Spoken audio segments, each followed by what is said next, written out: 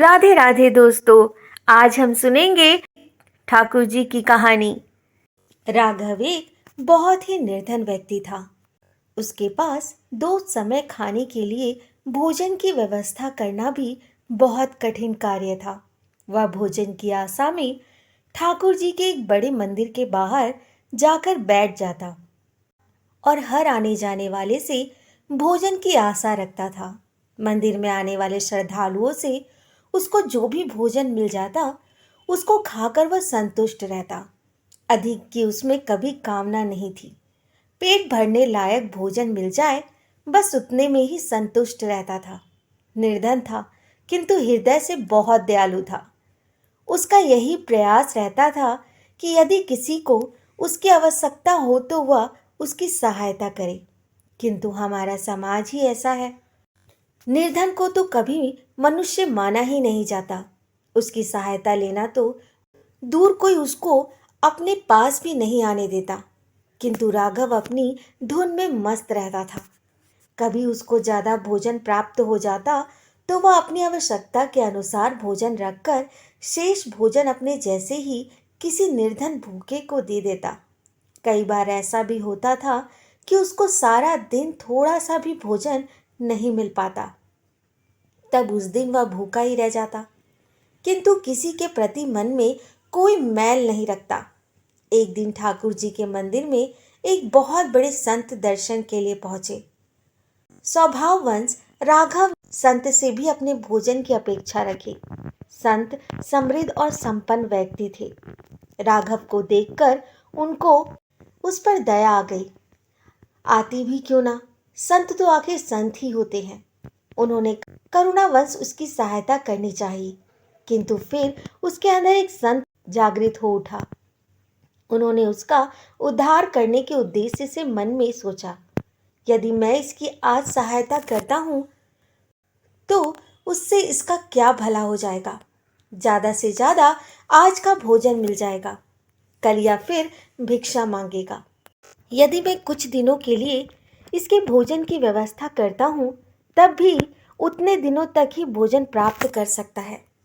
उसके बाद फिर से भिक्षा मांगने लगेगा। ऐसा तो इसका जीवन यूं ही व्यतीत हो जाएगा। इस अभागे के लिए कुछ ऐसा किया जाए जिससे इसका जीवन भी सुधर जाए। ऐसा विचार कर उन्होंने मन ही मन ठाकुर जी का स्मरण किया। राघव को झिटकाते हुए बोले, अरे क्या भोजन भोजन की रट लगा रखी है। कभी किसी समय भजन में भी ध्यान लगाया करो। ठाकुर जी के मंदिर के द्वार पर आकर भी हर किसी से भिक्षा मांगता रहता है। अरे भिक्षा मांगनी ही है तो ठाकुर जी से मांग, वही सबके दाता है। जितना प्रयास तू प्रतिदिन भोजन प्राप्त करने के लिए करता है उसका रत्ती भर भी यदि ठाकुर जी को प्राप्त करने के लिए करता तो तेरी ये दुर्दशा नहीं होती। मेरे पास तुमको देने के लिए कुछ नहीं है। जब मांगना ही है तो ठाकुर जी से मांग। इस प्रकार राघव को झिटकाते हुए संत वहां से चले गए। किंतु संत की ये बात राघव के हृदय में लग गई। उसके मन में ठाकुर जी को प्राप्त करने की लालसा जाग उठी। उसने मन ही मन निश्चय कर लिया कि अब मैं कभी किसी व्यक्ति से भिक्षा नहीं मांगूंगा। जो भी मांगूंगा ठाकुर जी से मांगूंगा। निर्धन था, फटे हाल था, कई दिनों से स्नान भी नहीं किया, जिस कारण उसके वस्त्र और उसके शरीर से दुर्गंध आती थी। अपनी इस बुरी स्थिति को देख राघव ठाकुर जी के मंदिर में प्रवेश करने का साहस नहीं कर पाया। उसने बाहर से ही ठाकुर जी को प्रणाम किया। मन ही मन उनसे बोला, हे ठाकुर जी, आज से आप ही मेरे दाता हैं। अब आपके सामने ही अपने हाथ फैलाऊंगा। आप दो या ना दो, आपकी इच्छा, परंतु जब तक आप नहीं दोगे मैं किसी से कुछ नहीं मांगूंगा। ऐसा कहकर ठाकुर जी को प्रणाम कर राघव उन संत की तलाश में निकल पड़ा। बहुत भटकने के बाद एक स्थान पर उसको वह संत दिखाई दिए। राघव उनके पास पहुंचा और दोनों हाथ जोड़कर खड़ा हो गया। संत ने सोचा कि ये फिर कुछ मांग रहा है। तब उन्होंने कहा कि तू फिर आ गया। तेरी समझ में नहीं आया अरे मेरे पास तुझको देने के लिए कुछ नहीं है। संत ने इतना ही कहा था कि राघव उसके चरणों में गिर पड़ा और बोला, महात्मा जी, मैं आपसे कुछ मांगने नहीं आया हूँ। आपने तो मुझको वो दे दिया जो राजा भी नहीं दे सकता। अब तो बस आपका आशीर्वाद पाना है। संत के पूछने पर राघव ने अपना संकल्प उसको बताया। संत की आंखों में आंसू बह निकले। उन्होंने राघव को प्रेम पूर्वक उठाया और अपने हृदय से लगाया और आशीर्वाद दिया, जा ठाकुर जी, तेरी मनोकामना पूर्ण करे। राघव अपने घर लौट आया। उस दिन के बाद वह प्रतिदिन ठाकुर जी के मंदिर तो जाता, किंतु भिक्षा मांगने नहीं, बस मंदिर के बाहर बैठा रहता और ठाकुर जी का ध्यान करता रहता। इस प्रकार कई दिन बीत गए। उसको किसी से कोई भोजन प्राप्त नहीं हुआ, किंतु उसने किसी से भोजन भी नहीं मांगा। 4-5 दिन जब भूखे रहते व्यतीत हो गए तो राघव ने सोचा, मैंने कभी ठाकुर जी को कुछ भी अर्पित नहीं किया, बल्कि उनके नाम से मांगता ही रहा। शायद इसी कारण वह मुझ पर दया नहीं कर रहे। किंतु वह निर्धन जिसके पास भोजन के लिए कुछ नहीं था, भला ठाकुर जी को क्या अर्पित करता। तब उसने विचार किया, क्यों न ठाकुर जी को फूलों की माला अर्पित की जाए, कुछ तो ही दे रहा हूं। ऐसा विचार करके चला मंदिर की ओर, किंतु वह माला भी कहां से लाता। उसके लिए भी धन की आवश्यकता पड़ती। धन उसके पास नहीं था। उसने विचार किया कि फूल बेचने वाले के पास जाता हूं, शायद वह एक माला दे दे। राघव फूल बेचने वाले के पास दुकान पहुंचा, किंतु तभी उसको स्मरण हुआ कि उसने किसी से कुछ ना मांगने का संकल्प लिया है। अब क्या करे, सोच विचार कर ही रहा था, उसकी दृष्टि दुकान के पास एक कोने पर पड़ी एक दुकानदार ने पुरानी मुरझाई हुई मालाएं डाल रखी थी। राघव को और कुछ नहीं सूझा। उसने उन मुरझाई मालाओं में से एक माला उठा ली और चल दिया ठाकुर जी के मंदिर। और आज आज उसके कदमों में विचित्र तेजी थी, एक विश्वास और उत्साह था, किंतु उसका उत्साह क्षण मात्र में विलीन हो गया।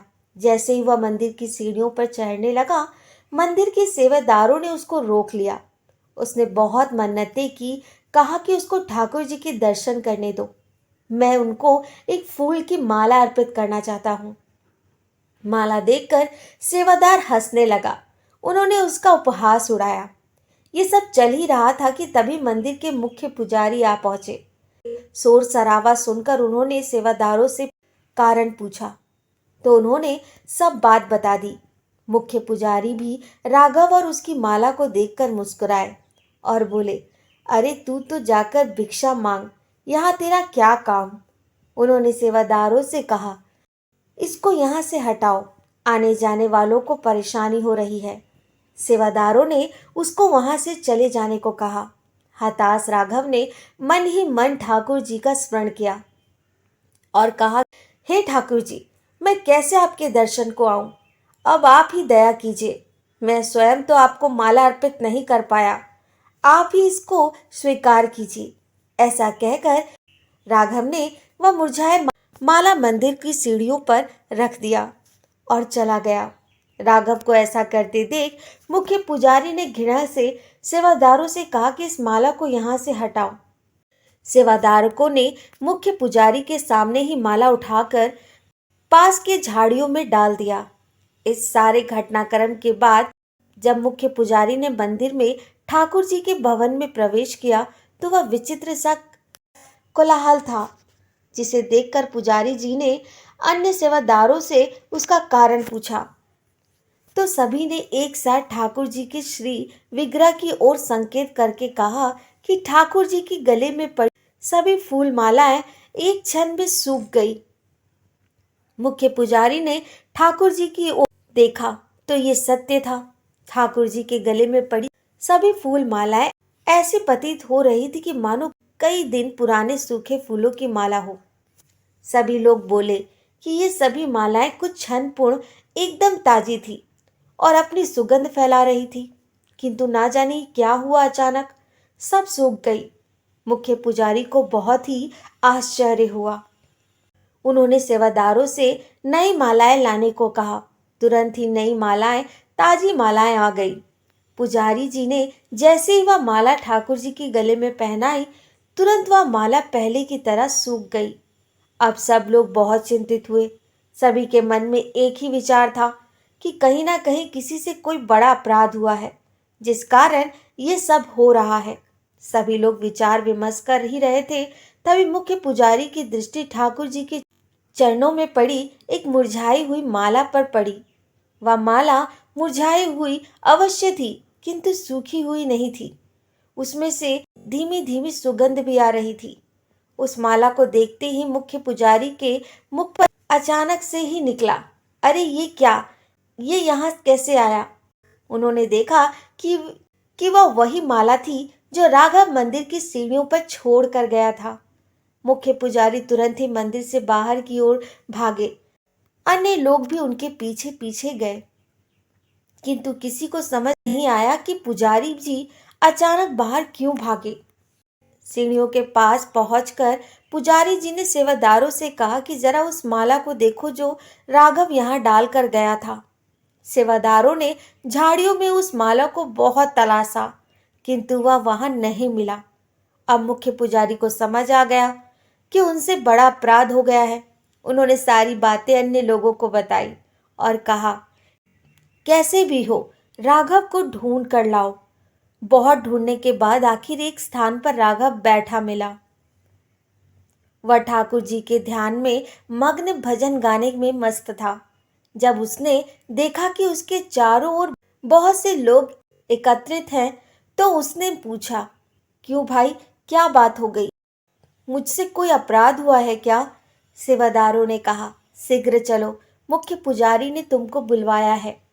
राघव ने सोचा कि निश्चय ही उसने कोई अपराध किया हुआ होगा। वह डरता हुआ ठाकुर जी के यहाँ पहुंचा। सेवादारों के साथ चल दिया। जैसे ही सब लोग मंदिर पहुंचे, मुख्य पुजारी दौड़कर राघव के पास पहुंचे और उसके चरणों में गिर पड़े। राघव अचानक हुई इस घटना से अचकचा कर पीछे हट गया। उसकी समझ में नहीं आया कि क्या हो रहा है। तब पुजारी जी ने राघव को समस्त घटनाएं बताई और उससे अपने अपराध के लिए क्षमा मांगी और कहा कि हम सब ने तुमको पहचानने में बहुत बड़ी भूल कर दी। तुम तो ठाकुर जी के लाडले हो। ठाकुर जी रुष्ट हो गए, अब तुम ही उनको मनाओ। ये सब सुनकर राघव को बहुत संकोच हुआ। उसकी आंखों से आंसू बहने लगे, किंतु वह मंदिर में प्रवेश करने का साहस ही नहीं कर पा रहा था। इस घटना की चर्चा समस्त नगरों में अग्नि के समान फैल चुकी थी। उन संत के कानों में भी भनक पड़ी। वह तुरंत ही मंदिर की ओर चल दिए। वहां पहुंचकर संत ने राघव से कहा, राघव, संकोच क्यों करते हो? ठाकुर जी ने तुमको पुकारा है। ये तुम्हारी भक्ति और निष्ठा का ही फल है। जाओ, ठाकुर जी का अभिनंदन करो। राघव संत के पैरों में गिर पड़ा। उनकी आंखों से आंसू रुकने का नाम ही नहीं ले रहे थे। संत ने राघव को प्रेम पूर्वक उठाया और उसको लेकर भगवान के भवन की ओर चल पड़े। पीछे पीछे सभी लोग चले। भवन में पहुंचकर संत ने राघव को फूलों की माला देते हुए कहा, राघव, ठाकुर जी के गले में सूखी मालाएं उचित नहीं। राघव ने कांपते हाथों से माला को पकड़ा और ठाकुर जी के चरणों में अर्पित करते हुए रूधे गले से बोला, हे ठाकुर जी, मुझ पापी पर अपने इतनी बड़ी कृपा करी। आप दया के सागर हैं। सत्य है कि आप ही सबके दाता हैं। आपने मेरी झोली में वह भिक्षा डाल दी जिसकी मैंने स्वप्न में भी कभी कल्पना नहीं की थी। हे दया निधान, मैं पापी इस योग ही नहीं मैं आपके गले में माला अर्पित कर सकूं। मुझको तो आप अपने चरणों में ही रहने दें और इस माला को स्वीकार कीजिए। राघव के माला अर्पित करने के बाद सभी ने ठाकुर जी को माला अर्पित किया, किंतु अब कोई माला नहीं मुरझाई। संपूर्ण भवन फूलों की धीमी धीमी सुगंध से भर उठा। अब राघव पुण्य उन संत के चरणों में पकड़कर बोला, महात्मा, मेरे जीवन को नया आधार देकर आपने मुझ पर बहुत बड़ा अनुग्रह किया है। मैं जीवन भर आपका ऋणी रहूंगा। अब ये जीवन आपका है। मुझको भी अपने साथ ले लीजिए। आपकी सेवा करूंगा और ठाकुर जी का भजन बस अब यही मेरा जीवन है। संत ने प्रेम से राघव को उठाया और उसको अपने गले से लगाकर बोले, राघव, तुम ठाकुर जी के सच्चे भक्त हो। मैं तुझको इनकार नहीं कर सकता। राघव संत के साथ रहने लगा, मंदिर में ठाकुर जी की सेवा करने लगा। अब उसको भिक्षा मांगने की आवश्यकता नहीं रही। ठाकुर जी ने उसको इतना दिया कि वह दूसरे भिखारियों को पेट भरता। राघव अब संत संत राघव बन चुका था। ठाकुर जी की ये लीला राघव को रंक से राजा बना दिया। तो दोस्तों, मेरी कहानी कैसी लगी कमेंट द्वारा ज़रूर बताएं और हाँ, मेरे चैनल को लाइक शेयर सब्सक्राइब करना ना भूलें। कहिए श्री राधे राधे।